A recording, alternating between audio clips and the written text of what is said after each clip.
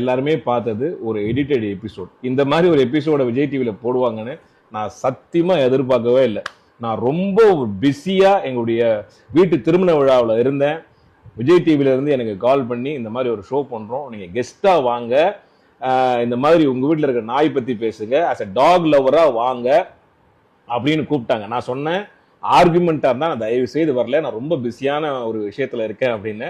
அதெல்லாம் இல்லை sir, as a talk லவரா வந்து உங்க ஒப்பீனியன் மட்டும் சொல்லுங்க அப்படின்னு அவங்க சொன்னாங்க. அந்த கான்வர்சேஷன்லாம் நான் வச்சிருக்கேன். ஓகே, ஆனா அங்க போனா என்ன சரியா பேசவே விடல. ஸோ என் அன்பான ஒரு வேண்டுகோள் என்ன அப்படின்னா, உங்க எல்லா விருப்பத்தோட விஜய் டிவி நிறுவனத்துக்கு அந்த unedited version of the episode அதை நீங்க போடுங்க. ஓகேவா?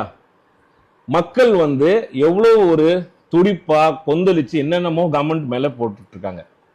ஸோ இது வந்து எவ்வளவு எனக்கு எதிராகவும் டாக் லவ்வர்ஸுக்கு எதிராகவும் எவ்வளவு மோசமா அந்த விமர்சனங்கள் போயிட்டு இருக்கு.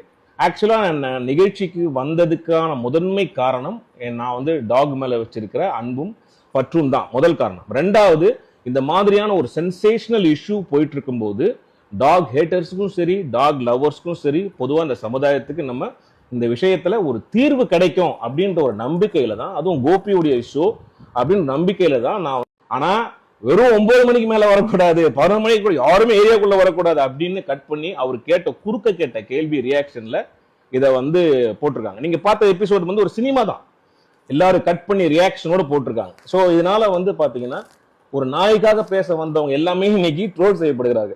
இந்த நிகழ்ச்சியை பாத்தீங்கன்னா rich versus poor, haters versus lovers அப்படியே போச்சு. அந்த மாதிரி ஒரு டிபேட் நிகழ்ச்சி இருக்கக்கூடாதுன்னு தான் என்னோட தாழ்மையான ஒரு ஒப்பீனியன். வந்து என்னோட நேரத்தை ஒதுக்கி அந்த இடைப்பட்ட நேரத்துல வந்து நிகழ்ச்சிக்கு வந்து அது எல்லாருக்குமே தெரியும். ஆச்சரியமே கேட்டாங்க, என்ன சார் வீட்டுல கல்யாணம் வச்சுட்டு நீங்க வந்தீங்களா நாய்க்காக அப்படிலாம் கேட்டாங்க. ஆனா எபிசோட் பண்ணும்போது பாத்தீங்களா 9 மணிக்கு மேல வரக்கூடாது அதை மட்டும் போட்டாங்க. நல்லா நீங்க பாருங்க, நான் சொல்லியிருக்கிற விஷயம் வந்து மூன்று பகுதியாக நான் பேசினது. ஒண்ணு வந்து நாயினுடைய குணம், ரெண்டாவது நம்முடைய பிஹேவியர், மூணாவது அதுக்கான தீர்வு.